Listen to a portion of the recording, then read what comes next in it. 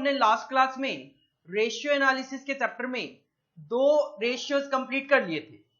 पहला था अपना लिक्विडिटी रेशियोज और दूसरा था टर्नओवर रेशियोज। और जो थर्ड रेशियोज है आपके लॉन्ग टर्म सॉल्वेंसी रेशियोज, उसमें हमने एक रेशियो देख लिया था डेट इक्विटी रेशियो, जिसका हमने फॉर्मूला देखा था लॉन्ग टर्म डेट्स अपॉन में share holders fund. Long term debts में normally long term loans, debentures ये कवर होते हैं, और शेयर होल्डर फंड में equity share capital, preference share capital, reserve and surplus, general reserve, profit and loss, ये सारी चीजें कवर होती है। शेयर होल्डर फंड को आप प्रोप्राइटरी फंड भी बोल सकते हो और उसको हम नॉर्मली नेटवर्थ भी बोल दिया करते हैं, लेकिन उस पर हमने कोई क्वेश्चन ट्राई नहीं किया था। तो आज देखते हैं, क्वेश्चन देखते हैं। क्वेश्चन नंबर 10 देखो, डेट इक्विटी रेशियो पे क्वेश्चन नंबर 10 देखो।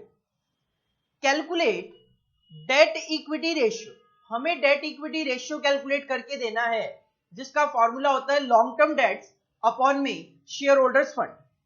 फ्रॉम द फॉलोइंग डेटा, एक बैलेंस शीट गिवन है एज ऑन 31 मार्च 2019। लाइबिलिटीज और एसेट साइड गिवन है। फॉर्मूला है लॉन्ग टर्म डेट्स अपॉन में शेयर होल्डर्स फंड, जिसके लिए नॉर्मली अगर मैं बात करूं, हमारे लिए एसेट साइड की एसेस कोई रेलेवेंसी नहीं है, क्योंकि एसेट साइड में कोई मिसलेनियस एक्सपेंडिचर तो गिवन है नहीं, प्रिलिमिनरी एक्सपेंस वगैरह, अदरवाइज तो वो माइनस करने पड़ते तो उसकी रेलेवेंसी होती। तो हमारे लिए कहीं ना कहीं केवल और केवल लाइबिलिटी साइड रेलिवेंट है। अगर डेटा देखें, इक्विटी शेयर है अपने पास 3.5, that will B part of share holder fund. 10% preference share है 2 करोड़ के, it is also the part of share holders fund. Reserve and surplus, ये भी शेयर होल्डर्स फंड का पार्ट है। लॉन्ग टर्म लोन आपका long term dates का part हो जाएगा। डिबेंचर्स भी आपका लॉन्ग टर्म डेट्स का पार्ट हो जाएगा। और इसके अलावा ये जो करंट लाइबिलिटीज है, इनकी कोई रेलेवेंसी नहीं है, और पूरे क्वेश्चन में इसकी भी कोई रेलेवेंसी नहीं है, क्योंकि हमें केवल और केवल डेट इक्विटी रेशियो ही कैलकुलेट करके देना है। तो आओ जरा फॉर्मूला लगाओ, हेडिंग डालो answer number 10। Answer number 10 formula लिखेंगे debt equity ratio is equal to long term debts upon में शेयर होल्डर्स फंड। इस क्वेश्चन के अकॉर्डिंगली मैं बात करूं तो लॉन्ग टर्म डेट्स में दो चीजें हैं, एक तो है लॉन्ग टर्म लोन और एक है डिबेंचर्स। तो फॉर्मूला क्या बन जाएगा, long term loan plus debentures divided by share holders fund में आ जाएगा इक्विटी शेयर, प्रेफरेंस शेयर और रिजर्व एंड सरप्लस। तो फॉर्मूला हो गया आपका long term loan plus debentures divided by equity share capital plus preference share capital plus reserve and surplus. Question में हम देख सकते हैं लॉन्ग टर्म लोन्स गिवन है 1 करोड़ के और डिबेंचर्स गिवन है 2.5 करोड़ के। तो 1 प्लस 2.5, 3.5 करोड़ हमारा न्यूमरेटर हो गया, divided by equity share capital है हमारा 3.5, प्रेफरेंस शेयर कैपिटल है 2 करोड़ और रिजर्व एंड सरप्लस भी 2 करोड़। तो divided by 3.5 crore equity share capital, 2 crore preference share capital and 2 crore reserve and surplus. तो न्यूमरेटर हो गया 3.5 divided by 7.5, 3.5 divided by 7.5, that will come 0.47। और नॉर्मली ये जो लॉन्ग टर्म सॉल्वेंसी रेशियोज है, नॉर्मली ये सिंपल प्रोपोर्शन में शो किए जाते हैं। तो आप शो कर सकते हो 0.47:1। This is the simple answer of question number 10। इसको आप कॉपी कर सकते हो।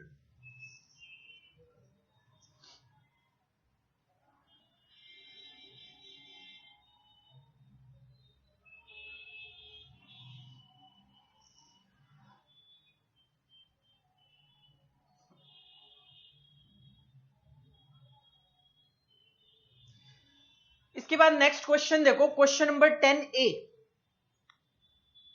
नेक्स्ट क्वेश्चन देखो, question number 10A। The following is the information of Govind trading company. Estimated annual sales given है 20 लाख रुपए की, आपका एस्टिमेशन है 20 लाख रुपए की आपकी सेल्स होगी, और कुछ रेशियोज गिवन है हमारे पास।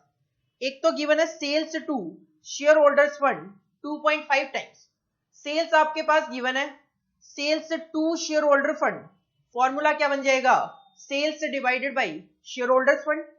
यहां से हम शेयर होल्डर्स फंड कैलकुलेट कर सकते हैं। इसके बाद गिवन है current debt that is current liabilities to share holders fund, formula बन जाएगा current liabilities divided by share holder fund 1:4। यहां से आप करंट लाइबिलिटीज कैलकुलेट कर सकते हो, क्योंकि फर्स्ट पॉइंट में हमें शेयर होल्डर फंड पता चल जाएगा। इसके बाद गिवन है करंट रेशियो, जिसका फॉर्मूला होता है करंट एसेट्स अपॉन में करंट लाइबिलिटीज 3.6 टाइम्स, और यहां पे आपको करंट लाइबिलिटी पता चल चुकी होगी, तो आप इजीली करंट रेशियो से करंट एसेट्स कैलकुलेट कर सकते हो। नेक्स्ट है ratio of net sales to inventory, तो फॉर्मूला बन जाएगा sales divided by inventory, sales already given थी तो आप इन्वेंट्री कैलकुलेट कर सकते हो, रेशियो है 4 टाइम्स। और लास्ट आपका एवरेज कलेक्शन पीरियड, आपको साल में 360 दिन अज्यूम करने हैं, 36 डेज गिवन है। एवरेज कलेक्शन पीरियड का फॉर्मूला होता है average debtors divided by credit sales multiply by as पर question 360 days. Average debtors opening plus closing divided by 2, लेकिन हम कहते हैं अगर एवरेज डेटर्स कैलकुलेट नहीं हो पा रहे या ओपनिंग क्लोजिंग ना गिवन हो, तो average debtor is equal to debtors, और सेल्स और क्रेडिट सेल्स जब तक क्वेश्चन में मेंशन ना हो कि कैश सेल्स कितना है, हम सारा का सारा सेल्स क्रेडिट एज्यूम करते हैं। तो यहां पे हमारे पास सेल्स तो गिवन है, तो हम यहां से अपना डेटर्स कैलकुलेट कर सकते हैं, और यही कुछ क्वेश्चन की रिक्वायरमेंट्स है। You are required to calculate net worth कह दो, शेयर होल्डर्स फंड कह दो, एक ही बात है। दूसरा आपको करंट लाइबिलिटी कैलकुलेट करना है, तीसरा करंट एसेट्स, फोर्थ इन्वेंट्री, और फिफ्थ डेटर्स। तो सिक्वेंशियली अगर हम रेशियो एक एक करके यूज करेंगे तो सिक्वेंशियली हमारी रिक्वायरमेंट भी सेटिस्फाई हो जाएगी। सबसे पहले हम अप्लाई करेंगे sales to share holders fund, heading डालो answer number 10A। Answer number 10A, सबसे पहले हम अप्लाई करेंगे sales to share holders fund. Formula क्या बन गया, सेल्स से टू का मतलब डिवाइड करना, तो sales divided by share holders fund या फिर नेटवर्थ।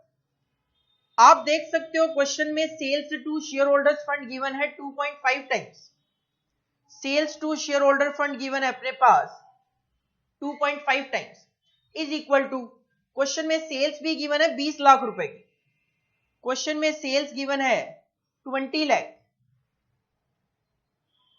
और share holders fund that is net worth आप कैलकुलेट करना चाह रहे हो, तो divided by share holders fund कह दो चाहे नेटवर्थ कह दो, एक ही बात है।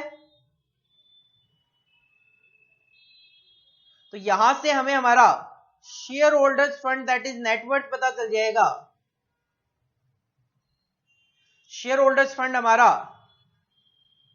कैलकुलेट होके आ जाएगा,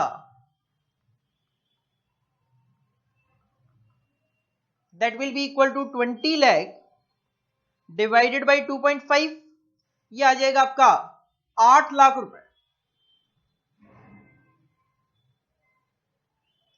8 लाख रुपए हमारा शेयर होल्डर्स फंड आ गया।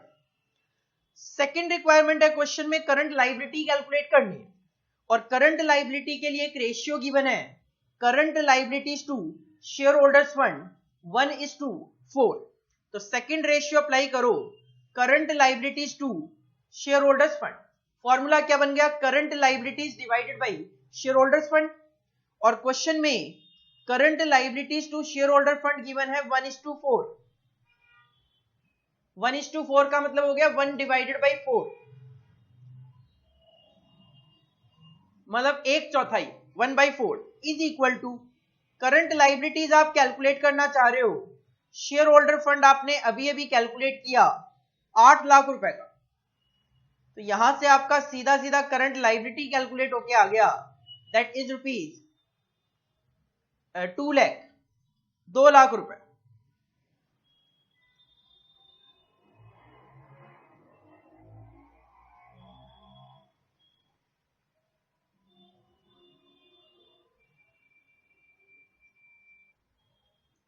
2,00,000 रुपए आपका करंट लाइबिलिटी कैलकुलेट होके आ गया।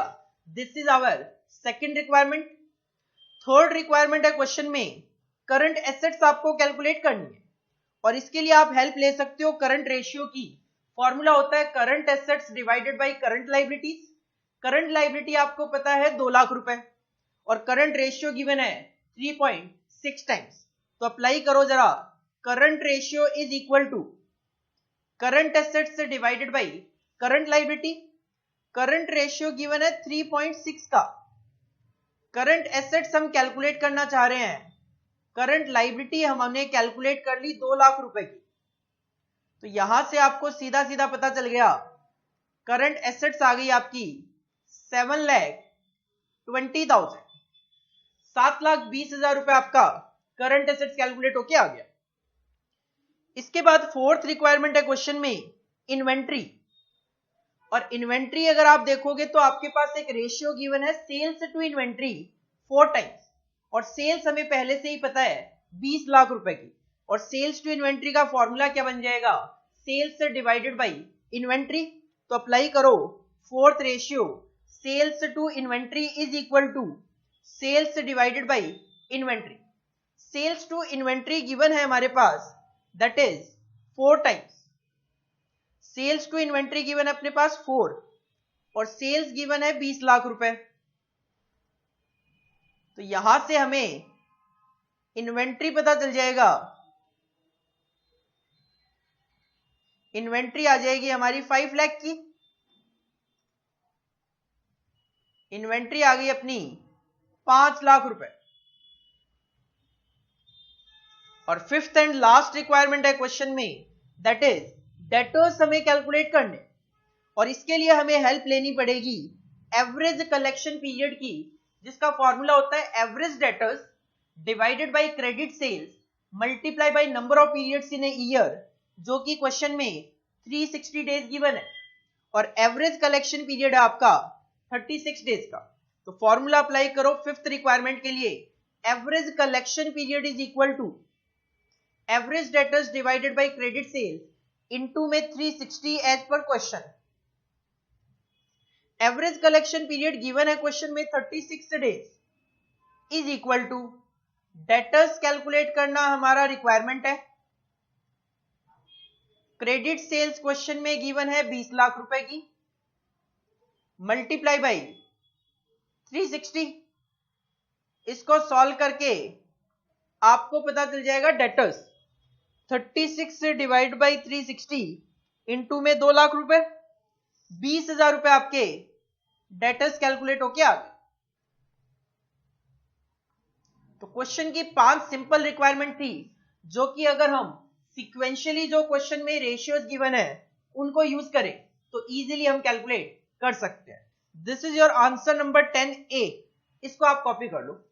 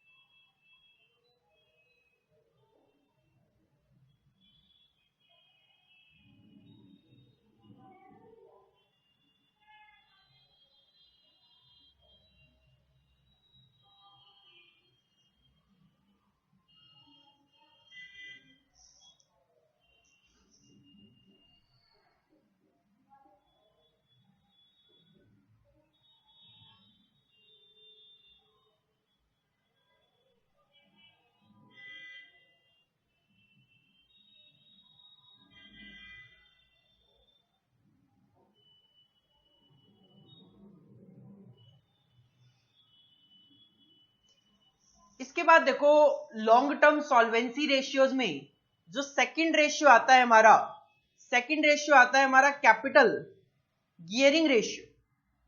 तो this is the part of long term solvency ratio. Capital gearing ratio का मतलब क्या होता है? कैपिटल गियरिंग रेशियो में एक ऑर्गेनाइजेशन ये चेक करती है कि हमारे पास जो कैपिटल है, हमारे पास जो कैपिटल है, कैपिटल में क्या क्या कवर्ड होता है? Equity share capital, preference share capital, reserve and surplus, profit and loss, long term dates, ये सारी चीजें कवर होती है। तो कंपनी ये जानना चाहती है कि हमारी जो कैपिटल है उसके अंदर गियरिंग कितनी है।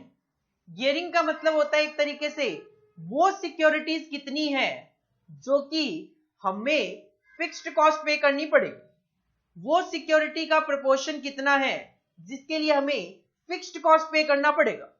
और फिक्स्ड कॉस्ट केवल और केवल आपको दो तरीके की कैपिटल के लिए पे करना पड़ता है, एक तो होता है लॉन्ग टर्म डेट्स और दूसरा preferential capital. Long term dates के लिए यू हैव टू पे इंटरेस्ट एंड प्रेफरेंशियल कैपिटल के लिए यू हैव टू पे प्रेफरेंस डिविडेंड।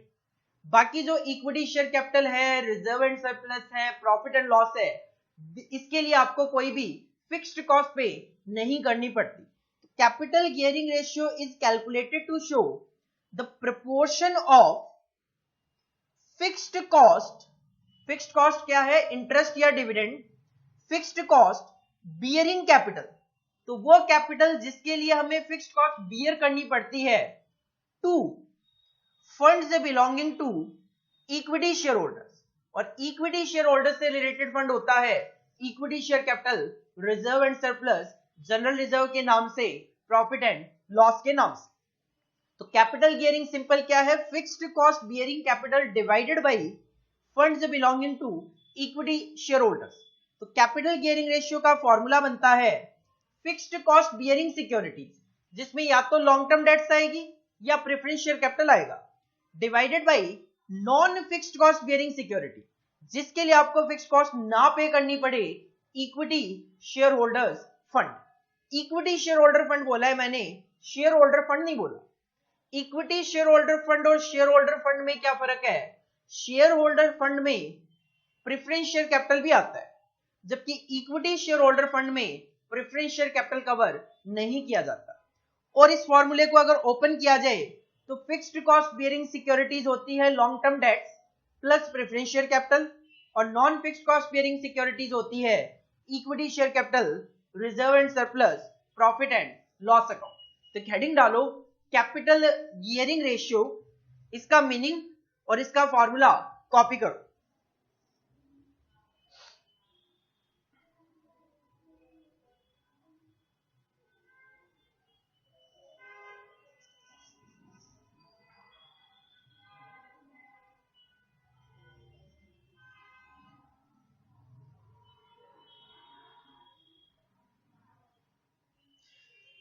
इसके साथ साथ एक और भी फॉर्मूला देखते हैं, लॉन्ग टर्म सॉल्वेंसी रेशियो का ही पार्ट है।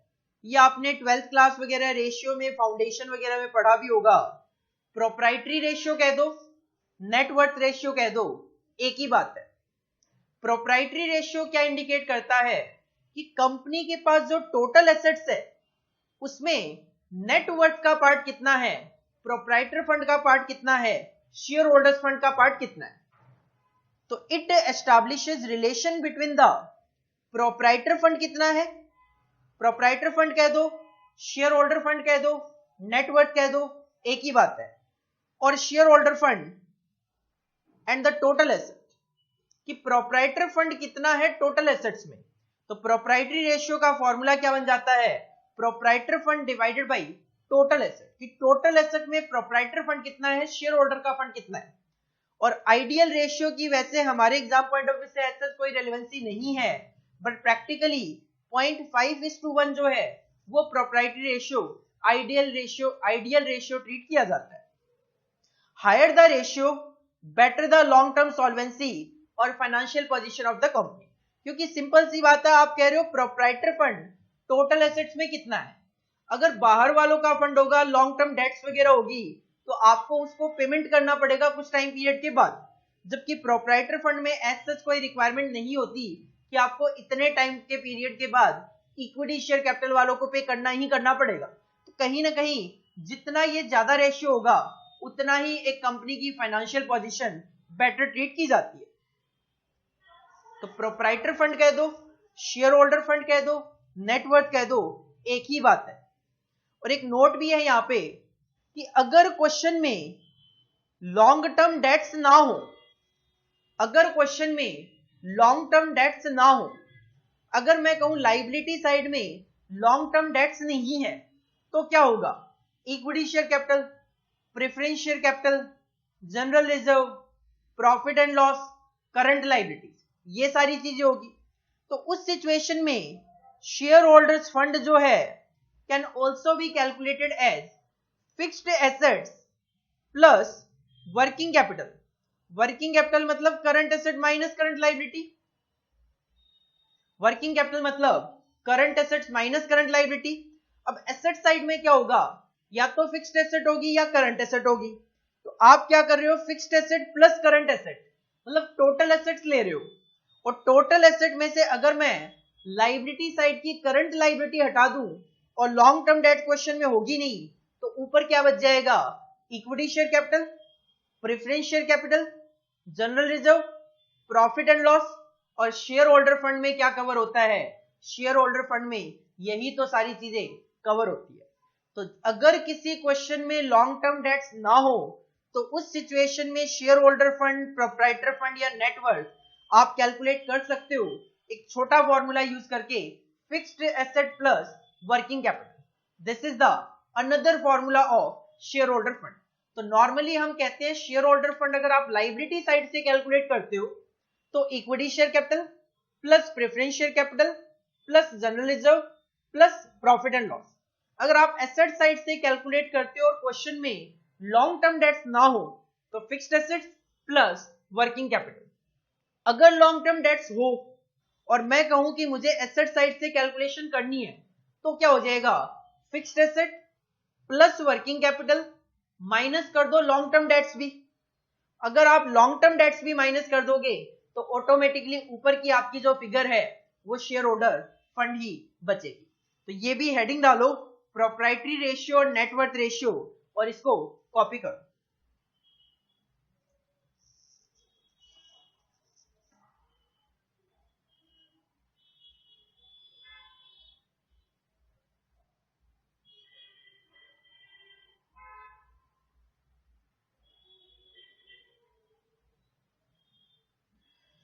इसके बाद एक क्वेश्चन देखते हैं जिसमें हम capital gearing ratio, proprietary ratio का एप्लीकेशन देखेंगे। क्वेश्चन नंबर 11 देखो। Question number 11, from the following balance sheet of Prerna limited as on 31 March 2012 calculate current ratio, current assets divided by current liability, quick ratio, current assets minus stock minus prepaid expenses divided by current liabilities, ratio of inventory to working capital, inventory divided by working capital, ratio of current assets to fixed assets, formula बन जाएगा current asset divided by fixed assets, debt to equity ratio, long term debts upon में shareholders fund, proprietary ratio, proprietors fund upon में total assets, and capital gearing ratio, fixed cost bearing securities divided by non fixed cost bearing securities। और balance sheet में क्या data है? ये है balance sheet. Liability side में equity share capital है 10 lakh, 6% preference share capital है 5 लाख, जनरल रिजर्व है 1 लाख और प्रॉफिट एंड लॉस है 4 लाख। तो ये जो चार पार्ट है, this is the part of share holders fund. Provision for tax है 1,76,000, बिल्स पेबल है 1,24,000, बैंक ओवरड्राफ्ट है 20,000, क्रेडिटर्स है 80,000। ये चार पार्ट है आपके करंट लाइबिलिटीज के। और एक लॉन्ग टर्म डेट्स गिवन है 5 लाख रुपए के 12% डिबेंचर्स। 29 लाख आपकी लाइबिलिटी साइड का टोटल है और इतनी ही ऑफकोर्स आपकी टोटल एसेट्स भी होगी। गुडविल है 5 लाख रुपए, plant and machinery 6 lakh, land and building 7 lakh and furniture and fixture 1 lakh. ये 4 पार्ट हो गए आपके फिक्स्ड एसेट्स के। इसके बाद stock in trade 6 lakh, bills receivable 30,000, debtors है 1,50,000, बैंक है 2 लाख और मार्केटेबल सिक्योरिटीज है 20,000। ये 5 पार्ट हो गए आपके करंट एसेट्स के और टोटल एसेट हो गई 29 लाख की। और क्वेश्चन की पहली रिक्वायरमेंट है करंट रेशियो अपने को कैलकुलेट करना है। करंट रेशियो का formula current assets divided by current liability. Current asset की मैं बात करूं तो ये 5 जो चीजें हैं वो करंट एसेट्स में आएगी, that is 6 lakh plus 30,000 plus 1,50,000 plus 2 lakh plus 20,000। तो कहीं ना कहीं 10 लाख रुपए आपका करंट एसेट्स आ रहा है। और करंट लायबिलिटी के ये 4 आइटम है, 176 प्लस 124 प्लस 20,000 प्लस 80,000, ये आ रहा है 4 लाख रुपए। 4 लाख रुपए आ रहा है आपका करंट लायबिलिटी। तो फॉर्मूला लगाओ जरा, हेडिंग डालो आंसर नंबर 11। पहली रिक्वायरमेंट है क्वेश्चन की current ratio is equal to current assets divided by current liabilities. इसके लिए हमें करंट एसेट्स और करंट लायबिलिटी की कैलकुलेशन शो भी करनी पड़ेगी। और as per question current assets में 5 आइटम है, stock plus BR plus debtors plus bank plus marketable security. Stock है 6 लाख रुपए, बीआर है 30,000, डेटर्स है 1.5 लाख के, बैंक है 2 लाख का और मार्केटेबल सिक्योरिटीज है 20,000 रुपए। कैलकुलेशन शो कर देते हैं। स्टॉक है 6 लाख रुपए का, 6 लाख प्लस बीआर है आपका 30,000 का प्लस डेटर्स है आपके 1,50,000 के, बैंक है 2 लाख रुपए का और मार्केटेबल सिक्योरिटीज है 20,000 की। और इसका टोटल हमने पहले ही कर लिया 10 लाख रुपए। 10 लाख रुपए हमारी करंट एसेट्स आ गई। इसी तरीके से करंट लायबिलिटी की कैलकुलेशन अगर हम देखें तो करंट लायबिलिटी में 4 आइटम कवर्ड है, provision for tax plus bills payable plus bank overdraft plus creditors as पर द क्वेश्चन, जिसमें प्रोविजन फॉर टैक्स है 1,76,000, बिल्स पेबल है 1,24,000 रुपए, बैंक ओवरड्राफ्ट है 20,000 का और क्रेडिटर्स आपके 80,000 के। तो करंट लायबिलिटी का टोटल भी हमने पहले कर लिया 4 लाख रुपए। तो करंट एसेट्स आ गई आपकी 10 लाख रुपए की और करंट लायबिलिटीज है आपकी 4 लाख रुपए की। तो ये आ जाएगा आपका 2.5:1। नॉर्मली हम सिंपल प्रोपोर्शन में शो करते हैं, आप चाहो तो इसको 2.5 टाइम्स भी लिखते हुए चल सकते हो। पहली रिक्वायरमेंट थी क्वेश्चन की करंट रेशियो। सेकंड रिक्वायरमेंट है क्वेश्चन में क्विक रेशियो। और क्विक रेशियो का फॉर्मूला होता है करंट एसेट्स जो हमने अभी अभी कैलकुलेट की 10 lakh minus stock. Stock given है क्वेश्चन में 6 लाख रुपए का, डिवाइडेड बाय करंट लायबिलिटी हमने कैलकुलेट की 4 लाख रुपए की। तो सेकंड पॉइंट में फॉर्मूला दिखा दो, quick ratio is equal to current assets minus stock upon में करंट लायबिलिटीज। करंट एसेट्स है 10 लाख रुपए माइनस हम करेंगे स्टॉक 6 लाख रुपए, प्रीपेड एक्सपेंस है नहीं क्वेश्चन में, divided by current liability 4 lakh रुपए। तो ये आ जाएगा आपका 1:1।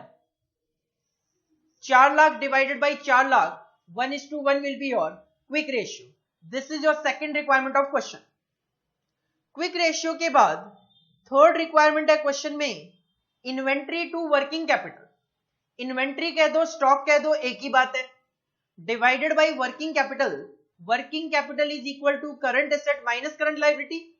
करंट एसेट है 10 लाख की, करंट लायबिलिटी है 4 लाख की, 6 लाख रुपए हमारा वर्किंग कैपिटल आएगा।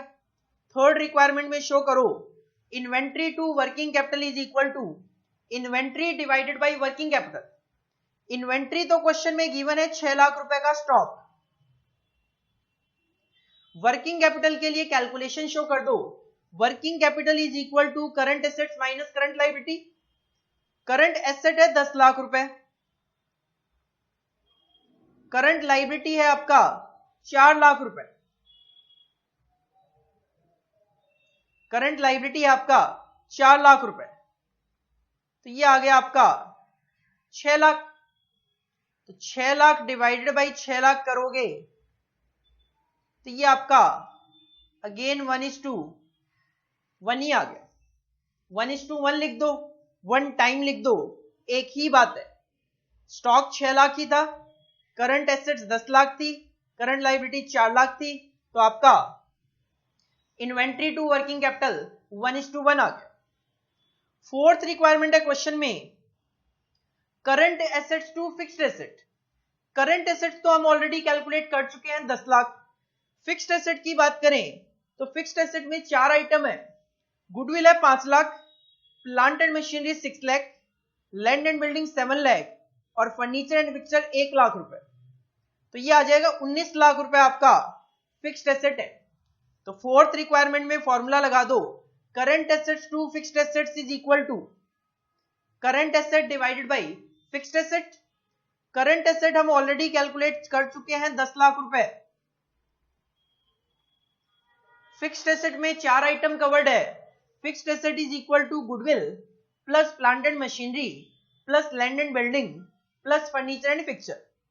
गुडविल है 5 लाख रुपए, प्लांट एंड मशीनरी गिवन है 6 लाख रुपए, लैंड एंड बिल्डिंग है 7 लाख रुपए और फर्नीचर एंड फिक्सचर आपका 1 लाख। तो टोटल आपकी फिक्स्ड एसेट हो गई 19 लाख रुपए की। तो 10 लाख डिवाइडेड बाई 19 लाख,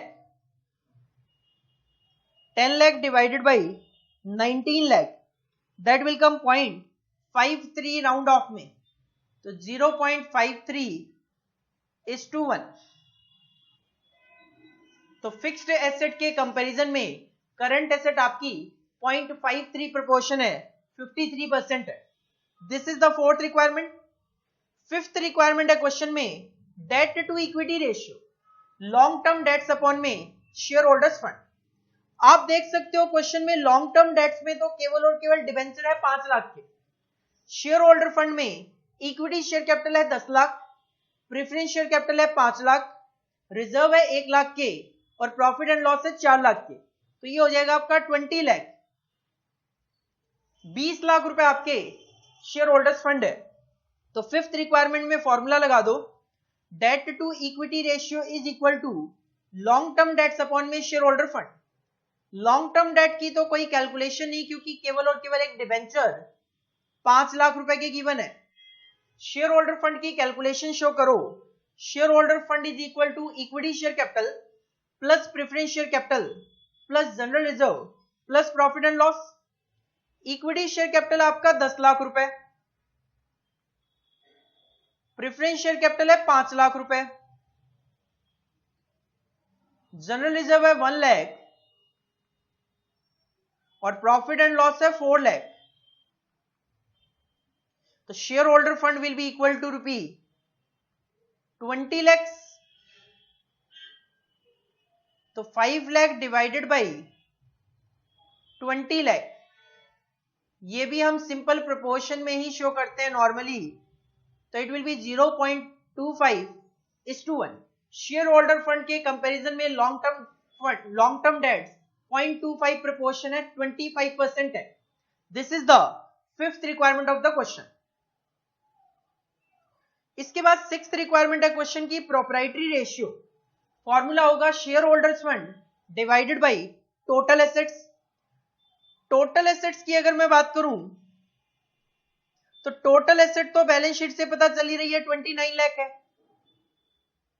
29 लाख है।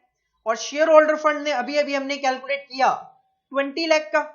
तो सीधा सीधा फॉर्मूला लग जाएगा आपका, proprietary ratio is equal to share holders fund divided by total asset. अभी अभी शेयर होल्डर फंड आपने कैलकुलेट किया 20 लाख और टोटल एसेट्स तो बैलेंस शीट का एसेट साइड का टोटल आप देख ही सकते हो, दैट इज 29 lakh. तो 20 lakh divided by 29 lakh, it will come 0.69. और लॉन्ग टर्म सॉल्वेंसी रेशियो हम नॉर्मली टाइम्स प्रोपोर्शन में शो करते हैं, तो 0.69:1. तो टोटल एसेट्स में 69% तो एक तरीके से शेयर होल्डर का फंड है. और लास्ट जो रिक्वायरमेंट है क्वेश्चन की, 7th रिक्वायरमेंट है कैपिटल गियरिंग रेशियो. और कैपिटल गियरिंग रेशियो का फॉर्मूला होता है fixed cost bearing security divided by non fixed cost bearing security. इस क्वेश्चन में आप देखोगे फिक्स्ड कॉस्ट बियरिंग सिक्योरिटी में एक तो डिबेंचर है 5 लाख के, एक प्रेफरेंस शेयर कैपिटल भी 5 लाख के है. और non fixed cost bearing capital की बात करें, इक्विटी शेयर कैपिटल है 10 लाख का, एक जनरल रिजर्व है 1 लाख रुपए का, और 4 लाख रुपए के आपके प्रॉफिट एंड लॉस है. तो फॉर्मूला बन गया debenture plus preference share capital divided by equity share capital plus general reserve plus profit and loss. Debenture है 5 लाख के, प्रेफरेंस शेयर कैपिटल भी 5 लाख के, divided by equity share capital है 10 लाख, जनरल रिजर्व है 1 लाख, प्रॉफिट एंड लॉस है 4 लाख. तो 10 lakh divided by 15 lakh, that will come 0. Round off में 67:1. Capital gearing ratio is 0.67:1. तो हमारे पास fixed cost bearing security in comparison with non fixed cost bearing security 67% है. तो these are the 7 requirement of question number 11. यहां से आप आंसर कॉपी कर लो.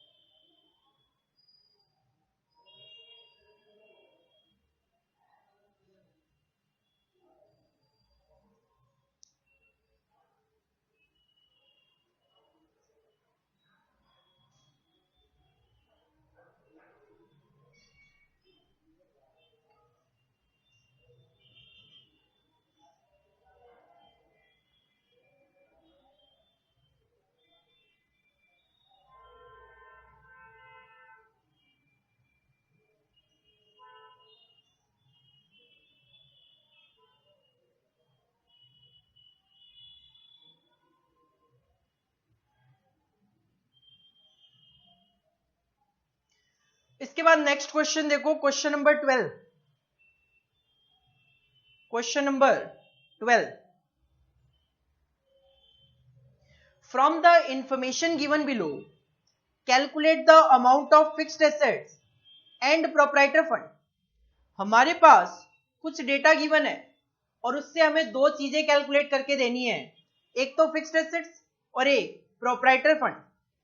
Ratio of fixed assets to proprietor fund 0.75।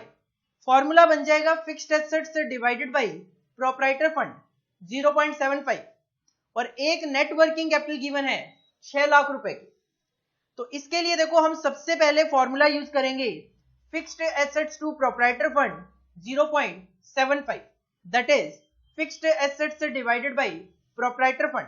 Heading डालो answer number 12। Answer number 12, fixed assets to proprietor fund, formula बनेगा fixed assets divided by proprietor fund. देखो fixed assets to proprietor fund given है question में 0.75। Fixed asset तो fixed asset है, but proprietor fund का मैंने आपको अभी थोड़ी देर पहले एक फॉर्मूला बताया। इस क्वेश्चन में कहीं भी लॉन्ग टर्म डेट्स का जिक्र तो है नहीं, और मैंने कहा अगर क्वेश्चन में लॉन्ग टर्म डेट्स ना हो तो proprietor fund is equal to fixed assets plus working capital भी आप बोल सकते हो, fixed assets plus working capital भी बोल सकते हो। अब आप इसको सॉल्व कर लो। 0.75 is equal to fixed asset हमारे पास नहीं है, मैं यहां से कैलकुलेट करना चाह रहा हूं, लेकिन क्वेश्चन में वर्किंग कैपिटल गिवन है 6 लाख रुपए की। इसको अगर सॉल्व किया जाए तो that will be 0.75 fixed asset plus 4,50,000 is equal to fixed asset. तो fixed asset is equal to, ये फिक्स्ड एसेट इधर आके माइनस हो गया तो ये हो गया 4,50,000 divided by 0.25। Accordingly fixed asset आ गई आपकी 18 लाख रुपए की। 18 लाख रुपए अपना फिक्स्ड एसेट आ गए। और क्वेश्चन की सेकंड रिक्वायरमेंट है प्रोप्राइटर फंड भी कैलकुलेट करके दो। अगर 18 लाख रुपए फिक्स्ड एसेट आ गया और प्रोप्राइटर फंड होता है fixed asset plus working capital, तो 18 लाख प्लस 6 लाख रुपए का वर्किंग कैपिटल 24 लाख रुपए हमारा प्रोप्राइटर फंड आ जाएगा। तो सेकंड पॉइंट में शो कर दो proprietor fund is equal to fixed asset plus working capital. Fixed asset से आपकी 18 लाख और वर्किंग कैपिटल है आपका 6 लाख रुपए का, तो ये आ जाएगा आपका 24 लाख। तो this is the simple requirement of the question. बस इसके लिए हमारा ये कॉन्सेप्ट क्लियर होना जरूरी है कि proprietor fund is also equal to fixed asset plus working capital. Heading डालो आंसर नंबर 12, और ये सिंपल सा आंसर है, इसको आप कॉपी कर लो।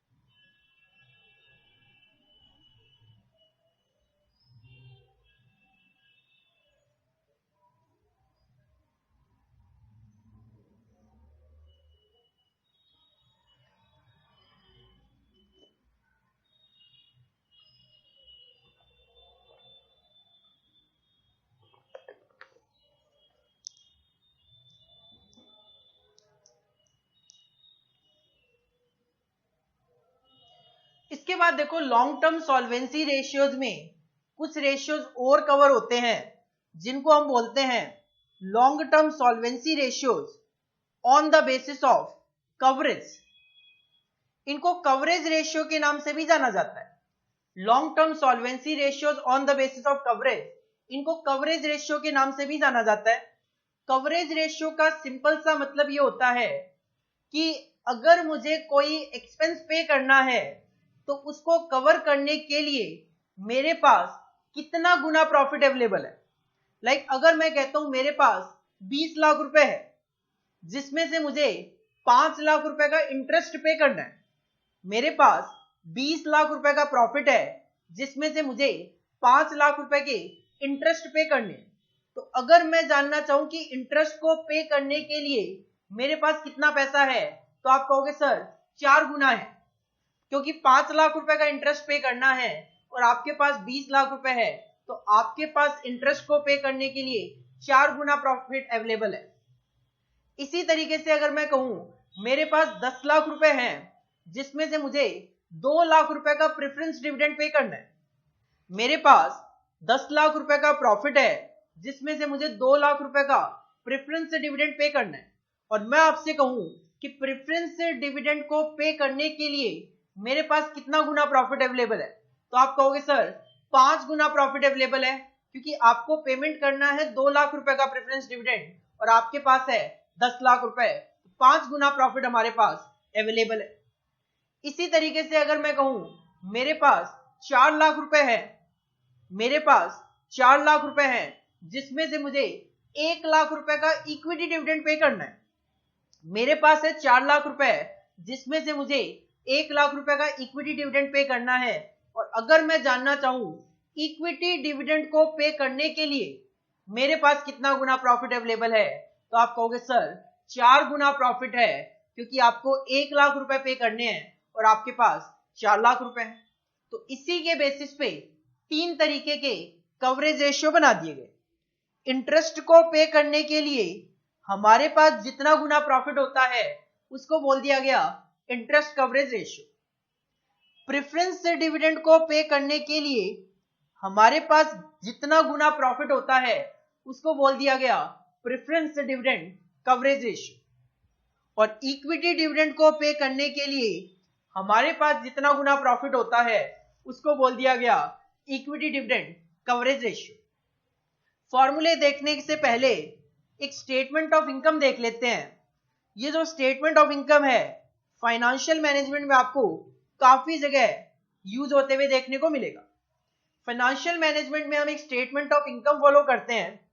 सेल्स, अगर कोई मिसलेनियस इनकम, अदर इनकम आनी हो वो हम ऐड कर लेते हैं, तो ये कहीं ना कहीं हमारे पास इनकम आ जाती है। इसमें से सबसे पहले जो कॉस्ट ऑफ गुड्स सोल्ड के खर्चे होते हैं, डायरेक्ट एक्सपेंसेस, वो माइनस करते हैं। देन ऑपरेटिंग नेचर के इनडायरेक्ट खर्चे, एडमिनिस्ट्रेशन एक्सपेंस हो गए, सेलिंग एक्सपेंस हो गए, वो माइनस कर देते हैं। तो जब हम ये खर्चे माइनस कर देते हैं तो हमारे पास बचता है ऑपरेटिंग प्रॉफिट। एक्चुअल में ये सारे के सारे जो खर्चे हैं इनको बोला जाता है ऑपरेटिंग एक्सपेंसेस। ये सारे के सारे एक्सपेंसेस हैं ऑपरेटिंग एक्सपेंसेस। तो हम जब इनकम में से ऑपरेटिंग एक्सपेंस माइनस करते हैं तो हमारे पास ऑपरेटिंग प्रॉफिट बचता है, जिसको earning before interest and tax बोला जाता है, शॉर्ट में ईबीआईटी। कि अभी ना तो हमने इसमें से इंटरेस्ट माइनस किया है, ना अभी टैक्सेस माइनस किए हैं, तो हम माइनस करते हैं इंटरेस्ट। जैसे ही आप इंटरेस्ट माइनस करोगे आपको पता चल जाएगा अर्निंग बिफोर टैक्स, क्योंकि इंटरेस्ट तो माइनस हो चुका, तो ये जो आई था वो आपने पे कर दिया, तो बच गया EBT, that is earning before tax. अब इसमें से टैक्स भी माइनस कर दोगे तो ये जो बिफोर टैक्स था वो बन जाएगा अर्निंग आफ्टर टैक्स। और अर्निंग आफ्टर टैक्स में से कंपनी पे करती है प्रेफरेंस डिविडेंड। तो जब हम माइनस करेंगे प्रेफरेंस डिविडेंड तो जो प्रॉफिट बचेगा, this is the profit available for equity share holder.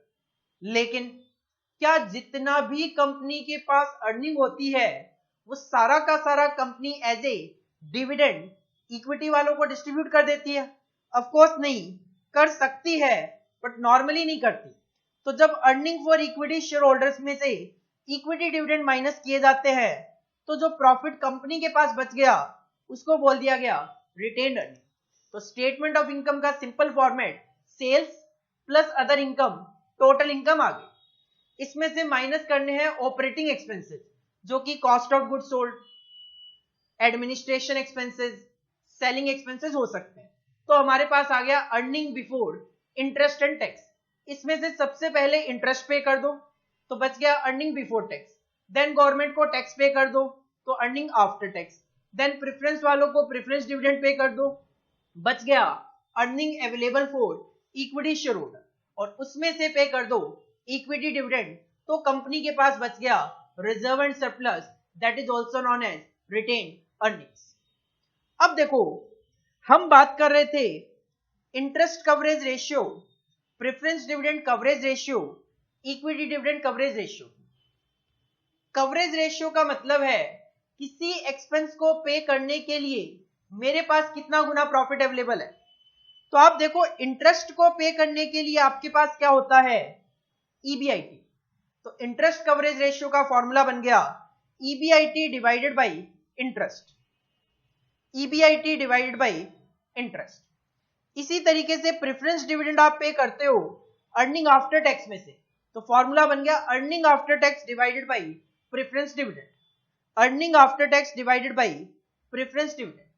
और इक्विटी वालों को आप इक्विटी डिविडेंड पे करते हो किसमें से, earning for equity share holder में से, तो फॉर्मूला बन गया earning for equity share holder divided by equity dividend. तो फॉर्मूला बन गया earning available for equity share holder divided by equity dividend. तो अगर आपको स्टेटमेंट ऑफ इनकम का फॉर्मेट याद होगा, जो कि ऑफ कोर्स याद हो जाएगा क्योंकि हम इसको काफी सारे चैप्टर में आगे जाके भी यूज करने वाले हैं, तो सिंपल हमें ध्यान रखना है कवरेज रेशियो का मतलब है एक्सपेंस को पे करने के लिए मेरे पास कितना गुना प्रॉफिट्स अवेलेबल है। इंटरेस्ट में पे करता हूं ईबीआईटी में से, तो फॉर्मूला बन गया ईबीआईटी अपॉन में इंटरेस्ट। प्रेफरेंस डिविडेंड में पे करता हूं अर्निंग आफ्टर टैक्स में से, फॉर्मूला बन गया earning after tax divided by preference dividend. और इक्विटी डिविडेंड हम पे करते हैं earning available for equity share holder में से, फॉर्मूला बन गया earning available for equity share holder divided by equity dividend.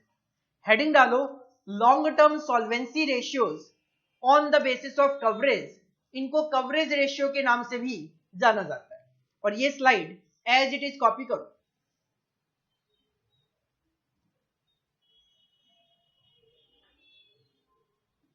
इसके बाद ये स्टेटमेंट ऑफ इनकम भी कॉपी करो।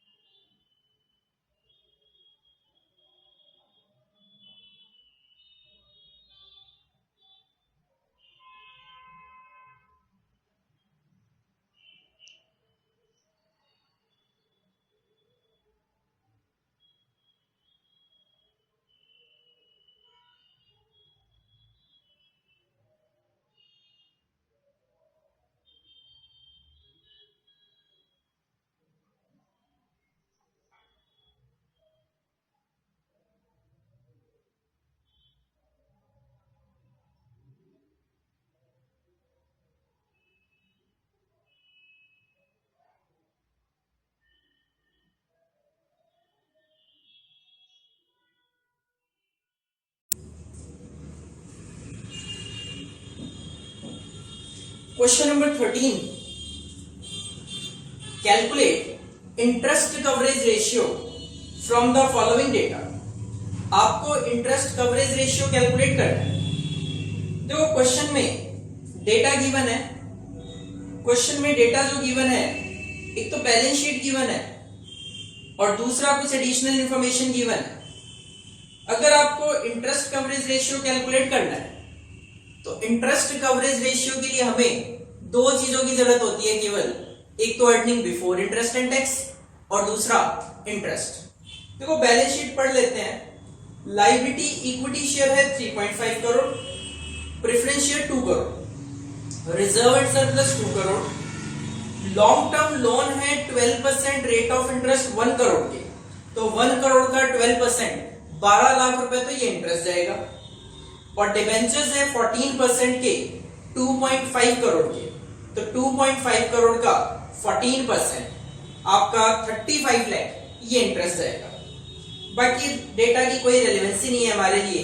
Creditors, bills payable, accrued expenses, provision for tax given है और एसेट साइड गिवन है।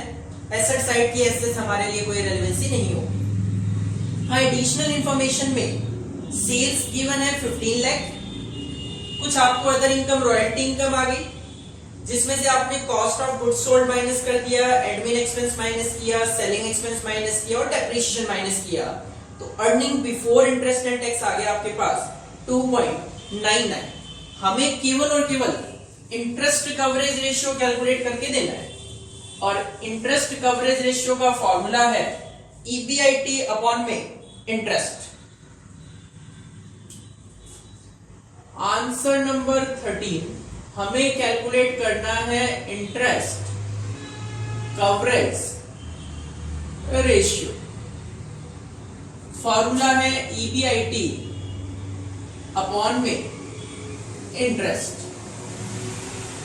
EBIT देखो स्टेटमेंट ऑफ इनकम बनाया हुआ था इन्होंने, 2.99 आ गया। इंटरेस्ट की अगर मैं बात करूं तो इंटरेस्ट आपको दो पे करने हैं। एक तो है लॉन्ग टर्म लोन पे, लॉन्ग टर्म लोन पे 1 करोड़ का 12% इट विल बी 0.12 लाख, और दूसरा डिवेंचर्स पे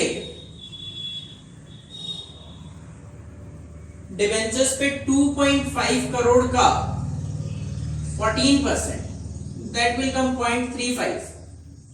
तो ये टोटल इंटरेस्ट आपको पे करना है 47 लाख का, that is 0.47 crore.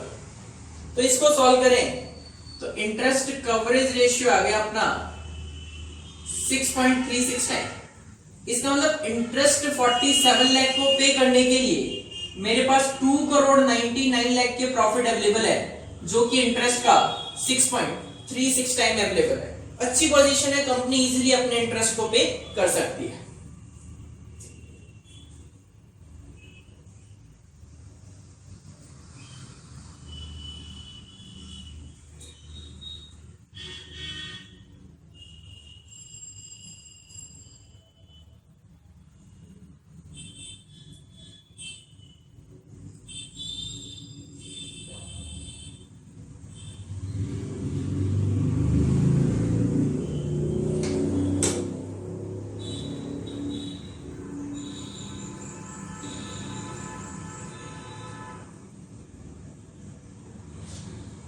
Next question, question number 14.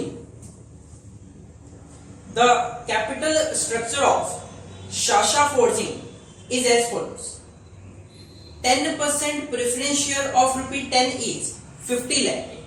तो 50 लाख का 10% 5 लाख रुपए प्रेफरेंस डिविडेंड देना है। इक्विटी शेयर है 70 लाख के, टोटल हो गया 1 करोड़ 20 लाख। एडिशनल इंफॉर्मेशन में प्रॉफिट आफ्टर टैक्स है 15 लाख का, और जो ब्रैकेट में 50% है that is the tax rate. Profit after tax कह दो, अर्निंग आफ्टर टैक्स कह दो, एक ही बात है। डेप्रिसिएशन 6 लाख और इक्विटी डिविडेंड पे करना है आपको 10% का। You are required to calculate the cover for the preference. Cover for the preference का मतलब है प्रेफरेंस डिविडेंड को पे करने के लिए कितना कवर है आपके पास, कितना प्रॉफिट है। आंसर नंबर 14, अगर आपको प्रेफरेंस डिविडेंड कवर निकालना है that is preference dividend coverage ratio, तो सिंपल फॉर्मूला बनेगा आपका, प्रेफरेंस डिविडेंड आप पे करते हो अर्निंग आफ्टर टैक्स में से, या प्रॉफिट आफ्टर टैक्स भी बोल सकते हो, डिवाइडेड बाय प्रेफरेंस डिविडेंड। देखो क्वेश्चन में प्रॉफिट आफ्टर टैक्स गिवन है 15 लाख, 15 लाख रुपए के प्रॉफिट है आपके पास, और प्रेफरेंस डिविडेंड कितना देना है, 50 लाख रुपए का प्रेफरेंस शेयर कैपिटल है, इसका 10% 5 लाख रुपए आपको प्रेफरेंस डिविडेंड देना है।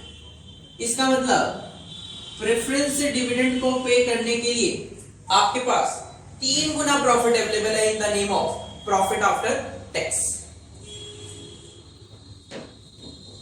तो यहां पे हमारे 3 रेशियोज कंप्लीट होते हैं, liquidity ratios, second turnover ratios and third long term solvency ratios.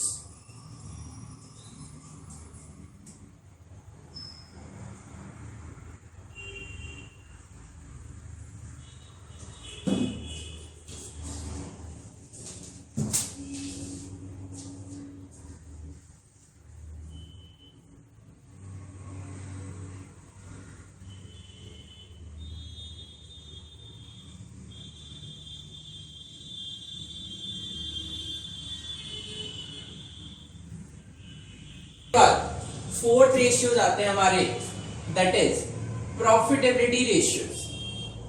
आपके फेवरेट रेशियोज होते हैं प्रॉफिटेबिलिटी रेशियोज। देखो प्रॉफिटेबिलिटी रेशियोज कंपनी क्यों कैलकुलेट करती है? प्रॉफिटेबिलिटी रेशियोज कंपनी अपनी प्रॉफिट पोजीशन को जानने के लिए देखती है कि पूरे साल में हमने ये जो काम किया है तो हमारे प्रॉफिट्स क्या है, पिछले साल के कंपैरिजन में इस साल हमें प्रॉफिट ज्यादा हुए हैं कम हुए हैं, या दूसरी कंपनियों के कंपैरिजन में हमें प्रॉफिट ज्यादा मिले हैं कि कम मिले हैं।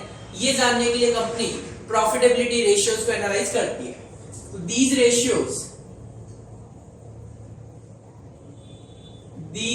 ratios indicates the profitability position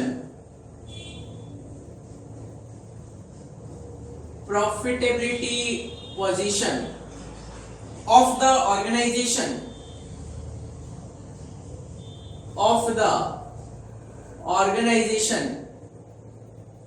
for a specified period।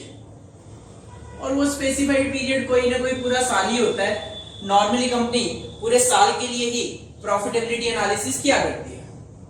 अब ये जो प्रॉफिटेबिलिटी रेशियोज है, प्रॉफिटेबिलिटी रेशियोज को एनालाइज करने के लिए प्रॉफिटेबिलिटी रेशियोज को 3 पार्ट में कैटेगराइज किया गया है। पहले रेशियोज हैं ऑन द बेसिस ऑफ, पहले रेशियोज को बोला गया on the basis of sales, कि सेल के बेसिस पे रेशियो कौन कौन से हो सकते हैं। दूसरा बोला गया on the basis of return, return के बेसिस पे एनालिसिस। और third other basis, other ratios, जिसमें अगर on the basis of sale की बात करें तो on the basis of sale में हम मेनली 4 रेशियोज कवर करते हैं। 4 रेशियोज हम कवर करते हैं, जिसमें सबसे पहले हम देखेंगे ग्रॉस प्रॉफिट रेशियो, नेक्स्ट होगा आपका नेट प्रॉफिट रेशियो, थर्ड होगा आपका ऑपरेटिंग प्रॉफिट रेशियो,